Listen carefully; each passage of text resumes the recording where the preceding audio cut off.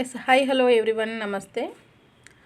Welcome back to my Vidyaraj Edupoint YouTube channel. ಸ್ನೇಹಿತರೆ, ಎಲ್ರಿಗೂ ಸಹ ನಿಮ್ಮೆಲ್ರಿಗೂ ಗೊತ್ತಿರೋ ಹಾಗೆ ಸಮಾಜ ವಿಜ್ಞಾನದ ವಿವರಣಾತ್ಮಕ ಮಾಹಿತಿಯ ಕ್ಲಾಸ್ ಆಗಿರುತ್ತೆ. ಇದು ನಿಮ್ಮೆಲ್ರಿಗೂ ಗೊತ್ತಿರೋ ಹಾಗೆ ಇದು 2024ರ ಪರಿಷ್ಕೃತ ಒಂದು ಪುಸ್ತಕದ ಭಾಗ 1 ಸಮಾಜ ವಿಜ್ಞಾನ 6ನೇ ಕ್ಲಾಸಿಂದಾಗಿರುತ್ತೆ, ಹೌದಲ್ವಾ?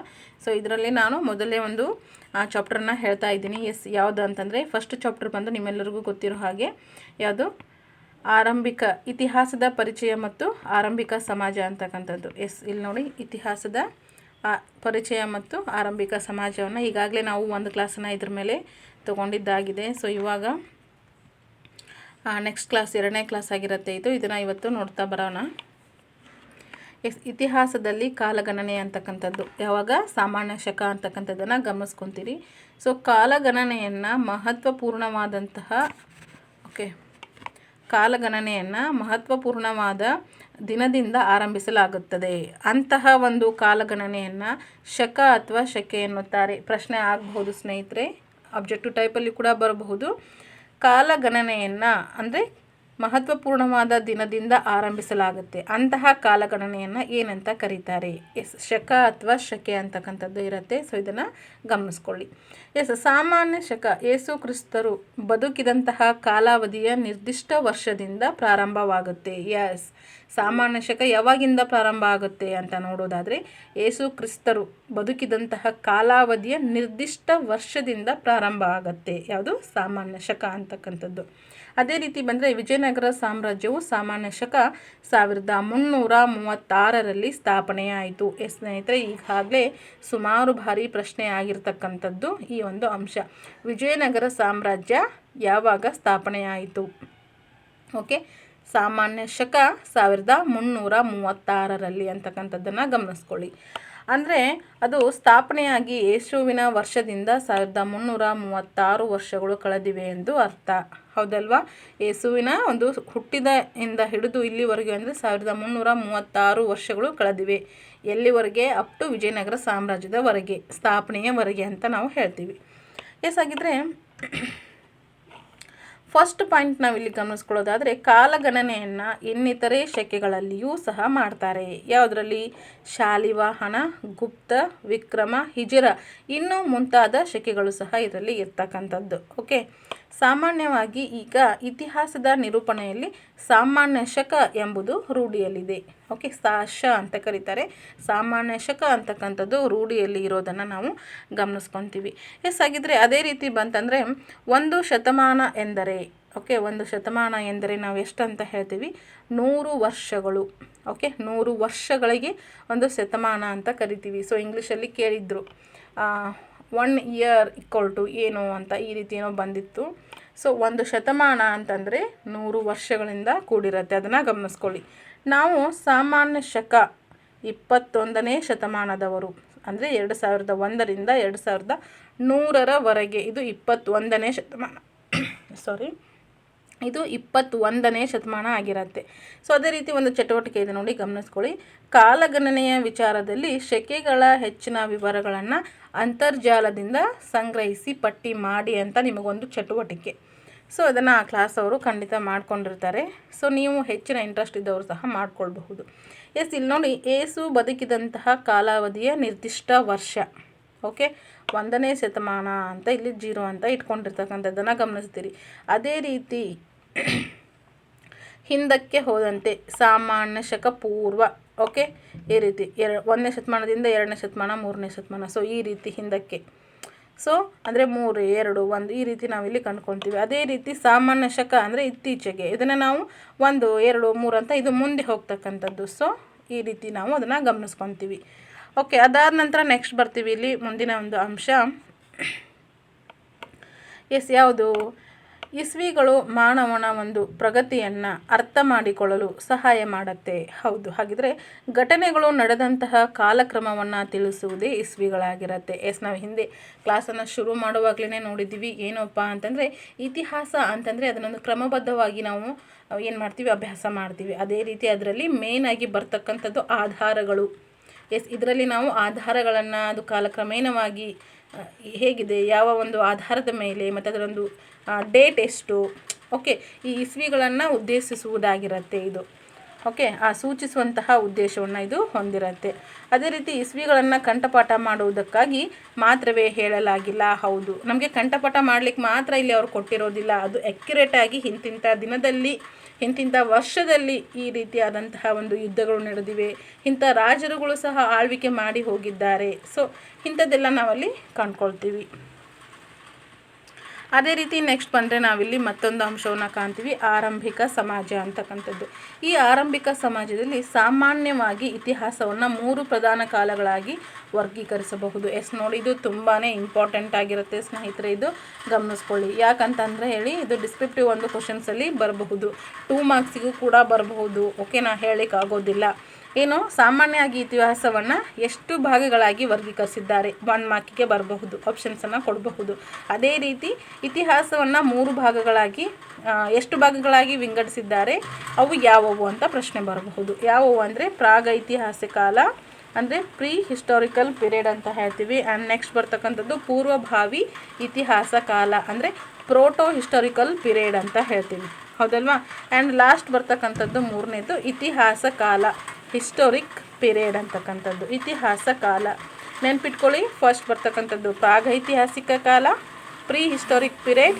ಓಕೆ, ಅದಾದ ನಂತರ ಬರ್ತಕ್ಕಂಥದ್ದು ಪೂರ್ವಭಾವಿ ಇತಿಹಾಸ ಕಾಲ, ಓಕೆ, ಪ್ರೋಟೋ ಹಿಸ್ಟೋರಿಕಲ್ ಪೀರಿಯಡ್, ಮತ್ತು ಇತಿಹಾಸ ಕಾಲ, ಹಿಸ್ಟೋರಿಕ್ ಪೀರಿಯಡ್ ಅಂತಕ್ಕಂಥದ್ದು. ಸೊ ಇಲ್ಲಿ ನೋಡಿ, ಮಾನವರು ಇತಿಹಾಸವನ್ನು ಪ್ರಾಗೈತಿಹಾಸ ಕಾಲವೇ 99% 9ರಷ್ಟು ಕಾಲಾವಧಿಯನ್ನು ಒಳಗೊಂಡಿದೆ. ಆದರೆ ಈ ಕಾಲದ ಕುರಿತು ಅಧ್ಯಯನ ಮಾಡಲು ಇರುವಂತಹ ಆಧಾರಗಳು ಬಹಳ ಕಡಿಮೆ ಇರುತ್ತೆ. ಆದ್ದರಿಂದ ಇತಿಹಾಸದಲ್ಲಿ ಪ್ರಾಗೈತಿಹಾಸಕ್ಕೆ ಕೊಟ್ಟಿರುವಂತಹ ಒಂದು ಸ್ಥಳಾವಕಾಶ ಕಡಿಮೆಯೇ ಆಗಿದೆ. ಮೇಲಿನ 3 ಕಾಲಗಳನ್ನು ವರ್ಗೀಕರಿಸಲು ಬಳಸುವಂತಹ ಮಾನದಂಡವೇ ಅಕ್ಷರ ಜ್ಞಾನ ಆಗಿದೆ ಅಂತಕ್ಕಂಥದ್ದನ್ನು ಗಮನಿಸ್ಕೊತೀವಿ. ಸೊ ಹಾಗಿದ್ರೆ ಅಕ್ಷರ ಜ್ಞಾನ ಅಂತ ಇಲ್ಲಿ ಅವರು ಬಳಕೆ ಮಾಡಿರೋದನ್ನು ನೋಡೋದಾದರೆ, ಅಕ್ಷರಗಳ ಪರಿಚಯವೇ ಇಲ್ಲದೆ ಇರತಕ್ಕಂತಹ ಕಾಲ. ಓಕೆ, ಅಕ್ಷರಗಳ ಪರಿಚಯವೇ ಇಲ್ಲದ ಕಾಲಘಟ್ಟವನ್ನು ನಾವೇನಂತ ಕರಿತೀವಿ, ಪ್ರಾಗೈತಿಹಾಸಿಕ ಕಾಲ ಇಸ್ ವೆರಿ ಇಂಪಾರ್ಟೆಂಟ್. ಅಕ್ಷರಗಳ ಪರಿಚಯವೇ ಇಲ್ಲದ ಕಾಲಘಟ್ಟವನ್ನು ನಾವು ಪ್ರಾಗೈತಿಹಾಸಿಕ ಕಾಲ ಎಂದು ಕರೆಯುತ್ತಾರೆ. ಇದನ್ನು ಏನಂತ ಹೇಳ್ತೀವಿ, ಉದಾಹರಣೆಗೆ ಶಿಲಾಯುಗ. ಹಾಗಿದ್ರೆ ಅಕ್ಷರಗಳ ಪರಿಚಯವೇ ಇಲ್ಲದಂತಹ ಕಾಲಘಟ್ಟವನ್ನು ನಾವು ಏನಂತ ಹೇಳ್ತೀವಿ, ಪ್ರಾಗೈತಿಹಾಸಿಕ ಕಾಲ ಅಂತ ಕರಿತೀವಿ. ಉದಾಹರಣೆಗೆ ಶಿಲಾಯುಗ. ಇದು ಪ್ರಶ್ನೆ ಆಗಬಹುದು, ಗಮನಿಸ್ಕೊಳ್ಳಿ. ನೆಕ್ಸ್ಟ್ ಬಂದರೆ, ಯಾವೊಂದು ಕಾಲದಲ್ಲಿ ಅಕ್ಷರಗಳ ತಿಳುವಳಿಕೆ ಇದ್ದು ಅವುಗಳನ್ನು ಇಂದು ಓದಲು ಸಾಧ್ಯವಾಗಿಲ್ಲದಿದ್ದರೆ ಆ ಕಾಲಘಟ್ಟವನ್ನು ಪೂರ್ವಭಾವಿ ಇತಿಹಾಸ ಕಾಲ ಎಂದು ಕರೆಯಲಾಗುತ್ತದೆ. ಉದಾಹರಣೆಗೆ ಹರಪ್ಪ ನಾಗರಿಕತೆಯ ಕಾಲ. ಯಾಕೆ ಇದನ್ನು ಈ ರೀತಿ ಹೇಳ್ತಾರೆ ಅಂತಂದರೆ, ಸ್ವಲ್ಪ ಗಮನಿಸ್ಕೊಳ್ಳಿ. ಯಾವುದೇ ಕಾಲದಲ್ಲಿ ಅಕ್ಷರಗಳ ತಿಳುವಳಿಕೆ ಇರುತ್ತೆ, ಓಕೆ, ಅವರಿಗೆ ತಮ್ಮದೇ ಆದಂತಹ ಲಿಪಿ ಇರುತ್ತೆ, ಬಟ್ ಅದನ್ನು ನಮಗೆ ಓದಲಿಕ್ಕೆ ಸಾಧ್ಯ ಆಗೋದಿಲ್ಲ. ಫಾರ್ ಎಕ್ಸಾಂಪಲ್ ನೋಡ್ಕೊಳ್ಳಿ, ಈಗ ಕನ್ನಡದವ್ರಿಗೆ ಇಂಗ್ಲೀಷ್ ಕಷ್ಟ ಆಗುತ್ತೆ, ಸೊ ಇಂಗ್ಲೀಷ್ನವ್ರಿಗೆ ಕನ್ನಡ ಕಷ್ಟ ಆಗುತ್ತೆ. ಸೊ 2 ಬಲ್ಲವರು ಪರವಾಗಿಲ್ಲ, ಇರ್ತಾರೆ, ಓದ್ಕೊತಾರೆ. ಅದೇ ರೀತಿ ಓದಲು ಸಾಧ್ಯವಾಗದಿದ್ದಂತಹ ಕಾಲಘಟ್ಟವನ್ನು ಏನಂತ ಕರೀತಾರೆ, ಪೂರ್ವಭಾವಿ ಇತಿಹಾಸ ಕಾಲ ಅಂತ ಕರೀತಾರೆ. ಉದಾಹರಣೆಗೆ ಹರಪ್ಪ ನಾಗರಿಕತೆಯ ಕಾಲ ಅಂತ ನಾವು ಕಂಡ್ಕೊತೀವಿ. ಸೊ ನೆಕ್ಸ್ಟ್ ಬರ್ತಕ್ಕಂಥದ್ದು, ಇದು ಫಸ್ಟ್ ಆಯಿತು, ಇದು ಸೆಕೆಂಡ್ ಆಯಿತು, ಆ್ಯಂಡ್ ಥರ್ಡ್ ಬರ್ತಕ್ಕಂಥದ್ದು, ಯಾವ ಕಾಲಘಟ್ಟದಲ್ಲಿ ಅಕ್ಷರ ಪರಿಚಯವಿರುವುದೋ ಮತ್ತು ಆ ಅಕ್ಷರಗಳನ್ನು ಇಂದು ಓದಲಾಗುವುದೋ ಆ ಕಾಲವನ್ನು ಇತಿಹಾಸ ಕಾಲ ಎಂದು ಕರೆಯಲಾಗುತ್ತೆ. ಓಕೆ, ಯಾವ ಒಂದು ಕಾಲಘಟ್ಟದಲ್ಲಿ ಅಕ್ಷರ ಪರಿಚಯ ಇರುತ್ತೆ ಮತ್ತು ಆ ಅಕ್ಷರಗಳನ್ನು ನಾವೇನು ಓದಲಿಕ್ಕೆ ಬರಲಿಕ್ಕೆ ಅನ್ನೋದಕ್ಕಿಂತ ಹೆಚ್ಚಾಗಿ ಓದಲಿಕ್ಕೆ ಬಲ್ಲವರಾಗಿರ್ತೀವೋ ಆ ಕಾಲ ಏನಾಗಿರುತ್ತೆ, ಇತಿಹಾಸ ಕಾಲ ಆಗಿರುತ್ತೆ. ಇವು 3 ವೆರಿ ಇಂಪಾರ್ಟೆಂಟು. ಸೊ ಇದನ್ನು ನಿಮಗೆ 3 ಅಂಕ 4 ಅಂಕಕ್ಕೂ ಕೂಡ ಕೇಳ್ಬೋದು. ನಾನು ಆಗಲೇ ಹೇಳಿದಾಗೆ ಇತಿಹಾಸದ ಆಧಾರಗಳು ಏನು, ಇಲ್ಲಿ ನೋಡಿ, ಇತಿಹಾಸವನ್ನು ನಾವು 3 ಪ್ರಧಾನ ಕಾಲಗಳಾಗಿ ಅದನ್ನು ವರ್ಗೀಕರಣ ಮಾಡ್ತೀವಿ. ಯಾವ್ಯಾವು ಆ್ಯಂಡ್ ಅದರ ಒಂದು ಬಗ್ಗೆ ಸಂಕ್ಷಿಪ್ತ ಬರೀರಿ ಅಂತಂದರೆ ಇದಷ್ಟನ್ನು ನೀವು ಬರಿಬೇಕಾಗತ್ತೆ. ಓಕೆನಾ. ನೆಕ್ಸ್ಟ್ ಬನ್ನಿ. ಹಾಗಿದ್ರೆ ಜೀವ ವಿಕಾಸದ ಹಾದಿಯಲ್ಲಿ ಮೊದಲು ಏಕಕೋಶ ಜೀವಿಗಳು, ನಂತರ ಮೃದ್ವಂಗಿಗಳು ಯಾವ್ಯಾವೆಲ್ಲ ಬಂದು ಅಂತ ನಿಮ್ಮ ಪ್ರಶ್ನೆ ಆಗಬಹುದು. ಜೀವ ವಿಕಾಸದ ಹಾದಿಯಲ್ಲಿ ಮೊದಲು ಬಂದದ್ದು ಏಕಕೋಶ ಜೀವಿಗಳಾದರೆ ನಂತರ ಬಂದದ್ದು ಮೃದ್ವಂಗಿಗಳಾಗಿರುತ್ತೆ. ನೆಕ್ಸ್ಟು ಮೀನು, ಸಸ್ಯ, ಕೀಟ, ಉಭಯವಾಸಿಗಳು, ರೆಕ್ಕೆಯುಳ್ಳಂತಹ ಕೀಟಗಳು, ಸರೀಸೃಪಗಳು, ಪಕ್ಷಿಗಳು, ಸಸ್ತನಿಗಳು, ಹೂ ಬಿಡುವಂತಹ ಸಸ್ಯ, ಹುಲ್ಲು, ವಾನರ, ದ್ವೀಪಾದಿಗಳು ಓಕೆ ವಿಕಾಸ ಹೊಂದಿದವು ಅಂತಕ್ಕಂಥದ್ದನ್ನು ಕಂಡ್ಕೊತೀರಿ. ಸೊ ಇದು ನೋಡಿ, ಜೀವ ವಿಕಾಸದ ಹಾದಿಯಲ್ಲಿ ಮೊದಲು ಕಂಡಂತಹ ಜೀವಿ ಯಾವುದು ಅಥವಾ ಅಲ್ಲಿ ಕಂಡು ಬಂದಂತಹ ಎಲ್ಲ ತರಹದ ಜೀವಿಗಳನ್ನು ಬರೀರಿ ಅಂತಂದರೆ ನಿಮಗೆ ಈ ರೀತಿ ಬರಿಬಹುದಾಗುತ್ತೆ. ಸುಮಾರು 18 ಲಕ್ಷ ವರ್ಷಗಳ ಹಿಂದೆ ಮಾನವರ ವಿಕಾಸವಾಯಿತು. ನೋಡಿ, ಇದೊಂದು ಸತ್ಯ. 18 ಲಕ್ಷ ವರ್ಷಗಳ ಹಿಂದೆಯೇ ಮಾನವರ ಒಂದು ವಿಕಾಸ ಆಗಿತ್ತಂತೆ. ಓಕೆ, ಆಧುನಿಕ ಮಾನವರ ದೈಹಿಕ ರಚನೆಯನ್ನು ಹೊಂದಿದ್ದ ಸುಮಾರು ಮಾನವರು ಹೊಂದಿದ್ದಂತಹ ಮಾನವರು ಮೊದಲು ದಕ್ಷಿಣ ಆಫ್ರಿಕಾದಲ್ಲಿ ಕಾಣಿಸ್ಕೊಂಡ್ರಂತೆ. ಪ್ರಶ್ನೆ ಆಗಬಹುದು ಸ್ನೇಹಿತರೆ, ಗಮನಿಸ್ಕೊಳ್ಳಿ. ಫಸ್ಟ್ ಎಲ್ಲಿ ಕಂಡ್ರೋರು? ಆಫ್ರಿಕಾದಲ್ಲಿ. ಯಾವ ಆಫ್ರಿಕಾ? ದಕ್ಷಿಣ ಆಫ್ರಿಕಾದಲ್ಲಿ. ಓಕೆ, ಅದರ ನಂತರ ಇವರು ಆಫ್ರಿಕಾದಿಂದ ಪ್ರಪಂಚದ ವಿವಿಧ ಭೂಭಾಗಗಳಿಗೆ ಏನು ಮಾಡ್ತಾರೆ? ವಲಸೆ ಹೋಗ್ತಾರೆ, ಅಲ್ಲಿ ನೆಲೆ ನಿಲ್ತಾರೆ ಅಂತ ಕೆಲವೊಂದಷ್ಟು ಮಾಹಿತಿಗಳು ತಿಳಿಸ್ಕೊಡುತ್ತೆ. ಈ ವಾದವು ಇಂದು ಸಾಕಷ್ಟು ವಿಮರ್ಶೆಗೆ ಒಳಗಾಗಿದೆ. ಅಂದರೆ ಸರಿನಾ, ತಪ್ಪಾ, ಹೌದಾ, ಅಲ್ವಾ ಅಂತ ವಿಮರ್ಶೆಗೆ ಒಳಗಾಗಿರ್ತಕ್ಕಂಥದ್ದನ್ನು ಗಮನಿಸ್ಕೊತೀವಿ. ಎಸ್, ಹಾಗಿದ್ರೆ ಪ್ರಾಗೈತಿಹಾಸಿಕ ಕಾಲದಲ್ಲಿ 3 ಹಂತಗಳು ಕಂಡುಬರುತ್ತೆ. ಎಸ್, ನಾವಿವಾಗ ಇತಿಹಾಸದಲ್ಲಿ 3 ಪ್ರಕಾರಗಳನ್ನ ಕಂಡುಕೊಂಡ್ವಿ. ಅದರಲ್ಲಿ ಮೊದಲನೇ ಪ್ರಕಾರ ಪ್ರಾಗೈತಿಹಾಸಿಕ ಕಾಲ, ಅದರಲ್ಲಿ ಮತ್ತೆ 3 ಕಾಣ್ತೀವಿ. ಓಕೆ, ಗೊಂದಲ ಬೇಡ, ಒಂದು ಸಾರಿ ಕ್ಲಿಯರಾಗಿ ನೋಡ್ಕೊಳ್ಳಿ. ಪ್ರಾಗೈತಿಹಾಸಿಕ ಕಾಲದಲ್ಲಿ 3 ಬರುತ್ತೆ. ಯಾವುದು? ಒಂದು ಹಳೆಯ ಶಿಲಾಯುಗ, ಎರಡನೇದು ಮಧ್ಯಶಿಲಾಯುಗ, ಓಕೆ ಮಧ್ಯಶಿಲಾಯುಗ, ನೆಕ್ಸ್ಟ್ ಬರ್ತಕ್ಕಂಥದ್ದು ನವಶಿಲಾಯುಗ ಅಂತಕ್ಕಂಥದ್ದು. ಹಳೆಯ, ಮಧ್ಯ, ನವ. ಓಕೆ, ಕ್ಲಿಯರ್ ಆಯ್ತಲ್ವ? ಎಸ್, ಹಾಗಿದ್ರೆ ನೆಕ್ಸ್ಟ್ ಬರ್ತಕ್ಕಂಥದ್ದು ಮಾಹಿತಿ. ಇದರಲ್ಲಿ ಮೊದಲನೇ ಮಾಹಿತಿ ನೋಡ್ಕೊಳ್ಳೋಣ. ಯಾವುದು? ಹಳೆಯ ಶಿಲಾಯುಗ. 1 by 1 ನೋಡ್ತಾ ಹೋಗೋಣ. ಎಸ್, ಹಳೆಯ ಶಿಲಾಯುಗ ಇದರಲ್ಲಿ ಹೇಗಿತ್ತು? ಈ ಕಾಲವು ಮಾನವರ ಇತಿಹಾಸದ ಆರಂಭಿಕ ಪುರಾತತ್ವಿಕ ಹಂತವಾಗಿದೆ. ಏನಂತ ಹೇಳ್ತೀವಿ? ಆರ್ಕಿಯಾಲಜಿಕಲ್ ಅಲ್ವಾ ಇದು? ಓಕೆ, ಈ ಕಾಲವು ಮಾನವರ ಇತಿಹಾಸದ ಆರಂಭಿಕ ಪುರಾತತ್ವಿಕ ಹಂತವಾಗಿದೆ. ಪ್ರಶ್ನೆ ಆಗಬಹುದು, ಯಾವುದು? ಹಳೆಯ ಶಿಲಾಯುಗ ಅಂತಕ್ಕಂಥದ್ದು. ಈ ಕಾಲದ ಮಾನವರು ಹಣ್ಣು, ಹಂಪಲು, ಗೆಡ್ಡೆ ಗೆಣಸುಗಳನ್ನು ತಿಂದು ಬದುಕ್ತಾ ಇದ್ರು. ಅವ್ರಿಗೆ ಆಹಾರವನ್ನು ಹೇಗೆ ರೆಡಿ ಮಾಡಬೇಕು, ಏನು ಅದ್ರ ಬಗ್ಗೆ ಯಾವುದೇ ಕಲ್ಪನೆ ಇರಲಿಲ್ಲ. ಹೇಗೆ ಸಿಗುತ್ತೆ ಪ್ರಕೃತಿ ದತ್ತವಾಗಿ, ಆ ರೀತಿ ಅವರು ಏನು ಮಾಡ್ತಿದ್ರು? ಹಣ್ಣು, ಹಂಪಲ ಮತ್ತು ಗೆಡ್ಡೆ ಗೆಣಸುಗಳನ್ನು ತಿಂದು ಬದುಕ್ತಾ ಇದ್ರು. ಅದೇ ರೀತಿ ಅವರು ಅಲೆಮಾರಿಗಳಾಗಿದ್ದರು. ಇವರು ಆಹಾರವನ್ನು ಅರಸುತ್ತಾ ಗವಿಗಳಲ್ಲಿ, ಕಲ್ಲಾಸರೆಗಳಲ್ಲಿ ವಾಸ ಮಾಡ್ತಾಯಿದ್ರು. ಹೆರೆಚಕ್ಕೆ, ಚಾಕು, ಕಲ್ಲೊಳಿ, ಮೊನೆ ಮುಂತಾದಂತಹ ದೊಡ್ಡ ದೊಡ್ಡ ಶಿಲಾ ಉಪಕರಣಗಳನ್ನು ಬೆನಚುಕಲ್ಲುಗಳಿಂದ ತಯಾರು ಮಾಡ್ಕೊಳ್ತಾ ಇದ್ರು. ಓಕೆ, ಪ್ರಶ್ನೆ ಆಗಬಹುದು, ಹಳೆಯ ಶಿಲಾಯುಗದ ಮಾನವರ ಕುರಿತು ಒಂದು 2-3 ವಾಕ್ಯಗಳಲ್ಲಿ ಅಥವಾ 4-5 ವಾಕ್ಯಗಳಲ್ಲಿ ಬರೀರಿ ಅಂತ ಪ್ರಶ್ನೆ ಆಗಬಹುದು. ಓಕೆ, ಎಸ್, ಎಲೆ ಮತ್ತು ತೊಗಟೆಗಳನ್ನು ಹೊದಿಕೆಗಳಾಗಿ ಬಳಸ್ತಾ ಇದ್ರು. ನೋಡಿ, ಅವ್ರಿಗೆ ಯಾವುದೇ ರೀತಿ ಬಟ್ಟೆಯ ಅರಿವಿರಲಿಲ್ಲ. ಅವರು ಎಲೆ ಮತ್ತು ತೊಗಟೆ ಏನಿರುತ್ತಲ್ವ ಮರದ್ದು, ಸೊ ಅದನ್ನು ಹೊದಿಕೆಗಳಾಗಿ ಅವರು ಬಳಸ್ತಾ ಇದ್ರು. ಎಲ್ಲ ಕಾಲಗಳಲ್ಲಿ ಅವರು ಏನು ಮಾಡ್ತಾಯಿದ್ರು? ಹಣ್ಣು, ಹಂಪಲು, ಗೆಡ್ಡೆ ಗೆಣಸುಗಳು ಅವ್ರಿಗೆ ದೊರಕ್ತಾ ಇರಲಿಲ್ಲ. ಯಾವ ಒಂದು ಏನಂತ ಹೇಳ್ತೀವಿ, ಕಾಲಘಟ್ಟದಲ್ಲಿ ಏನೇನೆಲ್ಲ ಸಿಕ್ತಿತ್ತೋ ಅದರ ಮೇಲೆ ಅವರು ಅವಲಂಬಿತರಾಗಿರ್ತಿದ್ರು. ಹಳೆಯ ಶಿಲಾಯುಗದ ಕೊನೆಯ ಘಟ್ಟದಲ್ಲಿ ಆಹಾರಕ್ಕಾಗಿ ಅವರು ಬೇಟೆ ಆಡೋದು ಮತ್ತು ಮೀನನ್ನು ಹಿಡಿಯೋದನ್ನು ಕಲಿತಾರೆ. ಯಾವಾಗ? ಹಳೆಯ ಶಿಲಾಯುಗದ ಕೊನೆಯ ಘಟ್ಟದಲ್ಲಿ, ಕೊನೆಗೆ ಅವ್ರು ಏನು ಮಾಡ್ತಾರೆ? ಬೇಟೆ ಆಡೋದು, ಮೀನು ಹಿಡಿಯೋದನ್ನು ಅವರು ಕಂಡ್ಕೊಳ್ತಾರೆ. ಅದೇ ರೀತಿ ಮೊದಲ ಒಂದು ಬಾರಿಗೆ ಬೆಂಕಿಯ ಪರಿಚಯ ಆಯಿತು ಅಂತಕ್ಕಂಥದ್ದನ್ನು ಇಲ್ಲಿ ಗಮನಿಸ್ಕೊತೀವಿ. ಹಳೆಯ ಶಿಲಾಯುಗದ ಪ್ರಮುಖ ನೆಲೆಗಳೆಂದರೆ ಮಧ್ಯಪ್ರದೇಶದ ಬೇಲಾನ್ ಕಣಿವೆ, ಕರ್ನಾಟಕದ ಹುಣಸಗಿ, ಬೈಚ್ಪಾಳ್ ಪ್ರದೇಶ ಮತ್ತು ಆಂಧ್ರ ಪ್ರದೇಶ ಕರ್ನೂಲು, ಅಮರಾವತಿ, ತಮಿಳುನಾಡಿನ ಅತ್ತಿರಾಂಪಕ್ಕಂ ಮುಂತಾದವುಗಳಾಗಿರುತ್ತೆ. ಇವ್ರು ನೋಡಿ, ಹಳೆಯ ಶಿಲಾಯುಗದ ಪ್ರಮುಖ ನೆಲೆಗಳು ಯಾವುವು ಅಂತ ಕೇಳಬಹುದು.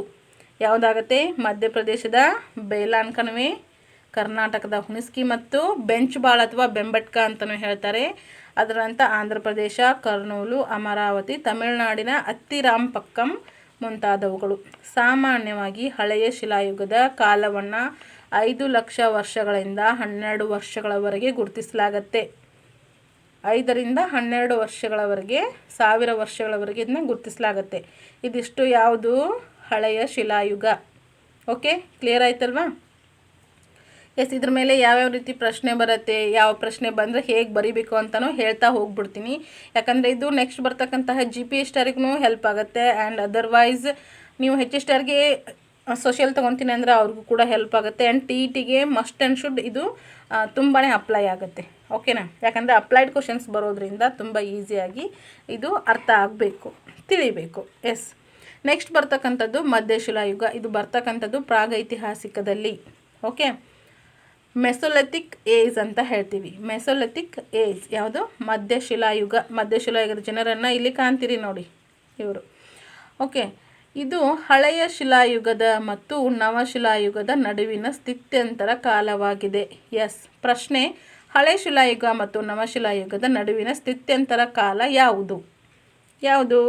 ಮಧ್ಯಶಿಲಾಯುಗ. ಓಕೆ, ಮಧ್ಯಶಿಲಾಯುಗ ಅಂತಕ್ಕಂಥದ್ದನ್ನು ಗಮನಿಸ್ಕೊತೀರಿ. ಆದ್ದರಿಂದ ಇದನ್ನು ಮಧ್ಯಶಿಲಾಯುಗ ಎಂದು ಕರೆಯಲಾಗುತ್ತೆ. ಈ ಕಾಲದ ಮಾನವರು ಬಹುದೊಡ್ಡ ಶಿಲಾ ಉಪಕರಣಗಳ ಬದಲು ಕೌಶಲ್ಯಭರಿತ ಕಿರು ಶಿಲಾಧಾರಗಳನ್ನು ಬಳಸಲು ಆರಂಭಿಸಿದರು. ಓಕೆ, ಆದ್ದರಿಂದ ಈ ಕಾಲವನ್ನು ಸೂಕ್ಷ್ಮ ಶಿಲಾಯುಗ, ಮೈಕ್ರೋಲಿಥಿಕಲ್ ಏಜ್ ಅಂತ ಕರೀತಾರೆ. ಈ ಕಿರು ಆಯುಧಗಳನ್ನು ಬಾಣದ ತುದಿಗೆ ಅಥವಾ ಕಟ್ಟಿಗೆಯ ತುದಿಗೆ ಸಿಕ್ಕಿಸಿ ಬರ್ಚಿಯಂತೆ ಬಳಸಿ ಬೇಟೆಯಾಡ್ತಾ ಇದ್ರು. ಕಾಡು ಧಾನ್ಯಗಳನ್ನು ಆಹಾರಕ್ಕಾಗಿ ಸಂಗ್ರಹಿಸ್ತಾ ಇದ್ರು. ಧಾನ್ಯಗಳಾಗಲಿ ಬೇಟೆಗಳಾಗಲಿ ನಿರಂತರ ದೊರಕ್ತಾ ಇರಲಿಲ್ಲ. ಅನೇಕ ವೇಳೆ ಅವ್ರು ಏನು ಮಾಡ್ತಿದ್ರು? ಹಸಿವಿಂದ ಕಾಲ ಕಳೀತಾ ಇದ್ರು. ಅಂಥ ಸಂದರ್ಭಗಳು ಸಹ ಬರ್ತಾ ಇದ್ವು. ಅದಕ್ಕಾಗಿ ಇವರು ಕಂಡುಕೊಂಡಂತಹ ಮಾರ್ಗ ಅಂದರೆ ಬೇಟೆ ಒಂದು ಸಂದರ್ಭದಲ್ಲಿ ಗಾಯಗೊಂಡು ಪ್ರಾಣಿಗಳು, ಬದುಕುಳಿದಂತಹ ಪ್ರಾಣಿಗಳು ಅಥವಾ ದೊರೆತ ಮರಿಗಳನ್ನು ತಂದು ತಮ್ಮೊಟ್ಟಿಗೆ ಸಾಕುವುದು ಒಂದು ವಿಧದಲ್ಲಿ ಈ ಪ್ರಾಣಿಗಳು ಅವರಿಗೆ ಕಾಯ್ದಿರಿಸಿದಂತಹ ತುರ್ತು ಕಾಲದ ಆಹಾರಗಳಾಗಿ ಅವು ಬಳಕೆ ಆಗ್ತಾ ಇದ್ವು ಅಂತ ಗಮನಿಸ್ಕೊತೀವಿ. ಇದು ನಿಧಾನವಾಗಿ ಪಶುಪಾಲನೆಗೆ ಚಾಲನೆ ಕೊಟ್ಟಿತು. ಮಧ್ಯಶಿಲಾಯುಗದ ಮಾನವರು ತಮ್ಮ ಮತ್ತು ಪಶುಗಳ ಆಹಾರಕ್ಕಾಗಿ ನಿರಂತರ ಅಲ್ದಾಡ್ತಾ ಇದ್ರು.